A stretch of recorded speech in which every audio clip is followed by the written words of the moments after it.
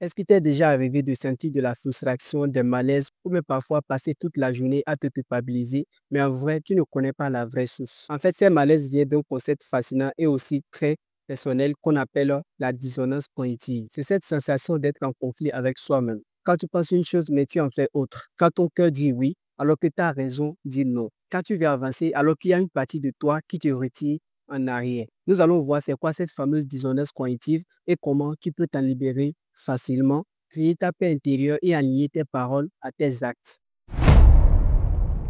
La dissonance cognitive, c'est quand ta parole, tes valeurs, tes actions ne vont pas dans la même direction. C'est une tension intérieure qui se crée lorsqu'il y a un décalage entre ce que tu penses et tes actions. C'est comme s'il y a deux personnes qui te tirent de deux côtés opposés et au fur et à mesure qu'ils vont continuer par te tirer, tu vas sentir une douleur énorme au niveau de ton corps.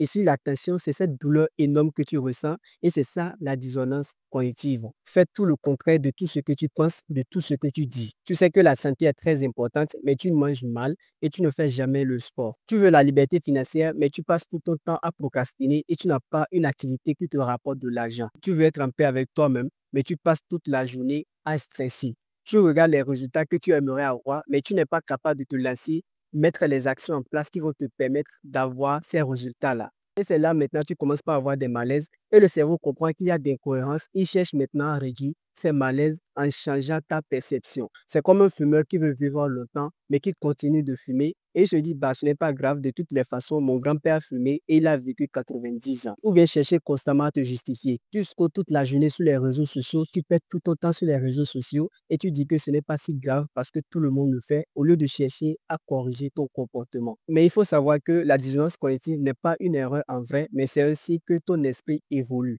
Elle apparaît lorsque tu commences par avoir un décalage entre ce que tu es et ce que tu veux devenir. La dissonance cognitive te rappelle qu'il y a des choses à corriger au niveau de ton esprit et parfois on a vraiment du mal à l'accepter. C'est comme si tu veux te sentir respecté dans un couple, mais tu restes avec quelqu'un qui te rabaisse, quelqu'un qui te méprise, quelqu'un qui ne te respecte pas. Et tu te dis de temps en temps, voilà, il va changer, mais tu sais qu'au fond, ce n'est pas vrai ce que tu dis. Et ton esprit commence par s'épuiser, pas à cause de cette personne, mais parce que tu ne veux pas admettre la vérité. Donc, sa dissonance cognitive, tu ne peux pas changer. Elle est le point de départ de toute transformation intérieure. Maintenant qu'on sait que la dissonance cognitive n'est pas ton ennemi, mais quelque chose qui te permet de prendre du recul et de bien regarder tes actions, nous allons voir maintenant comment tu peux l'utiliser à ton avantage en 4 étapes. Premièrement, tu dois apprendre à accepter ce conflit intérieur. Tu ne peux pas changer quelque chose que tu refuses de voir. Tu ne peux pas guérir quelque chose que tu refuses de voir. Donc, la première chose, c'est de se dire, oui, je vis un décalage entre ce que je veux et ce que je fais. Par exemple, tu acceptes que tu es stressé parce que tu fais des choses totalement opposées à tes valeurs. C'est un acte de courage, mais c'est là que la vraie transformation commence. La deuxième étape, c'est d'identifier la source de ta dissonance cognitive. Demande-toi quelle valeur que tu es en train de violer. Qu'est-ce que tu veux, mais que tu fais entièrement le contraire. Si tu veux une liberté alors que tu te trouves dans une relation ou bien dans un travail qui t'en prive, tu dois chercher à comprendre qu'est-ce qui te retient. Est-ce que c'est la peur, c'est le confort ou bien c'est le regard des autres? Ça te permet d'être clair sur tes actions. Et la troisième étape, c'est d'apprendre à faire la paix avec tes contradictions. Ne te juge pas. Ce qui est très cool, c'est que tout le monde a ses contradictions. C'est un processus humain et tu peux apprendre à les contrôler. Si tu as quelqu'un qui s'énerve vite, ne te dis pas que tu es nul, mais il faut te dire plutôt que tu es en train d'apprendre la patience. C'est ce qui fait vraiment la différence entre la culpabilité et la prise de conscience. La quatrième étape, c'est d'aligner petit à petit tes actions à tes valeurs. C'est là maintenant que le vrai travail commence parce que la libération vient lorsque tu passes à l'action dans la direction que tu veux. Si tu veux être en bonne santé, commence par faire le sport, il faut boire plus d'eau. Si tu veux être libre financièrement, commence par économiser, commence par épargner petit à petit ce que tu gagnes.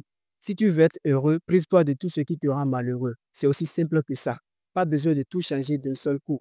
Chaque petit pas que tu fais réduit ta dissonance et augmente ta paix intérieure. Donc, comme tu peux le constater, la dissonance cognitive n'est pas ton ennemi, mais ton guide intérieur qui te signale que tu fais des choses qui vont en contradiction de ce que tu veux. Et lorsque tu choisis la cohérence, tu ressens une forte tranquillité et tu construis ta paix intérieure. J'ai fait une vidéo où je t'explique la différence entre l'éthique du caractère et l'éthique de la personnalité. Tu peux aller la visiter ici ou ici, je ne sais pas vraiment, et partage la vidéo à quelqu'un que tu veux aider sincèrement ou bien dans un groupe. Et n'oublie pas aussi de t'abonner. Et moi, je vous dis à très vite pour une nouvelle vidéo. Et comme toujours, c'était Zachary. Et si vous avez un rêve, protégez-le.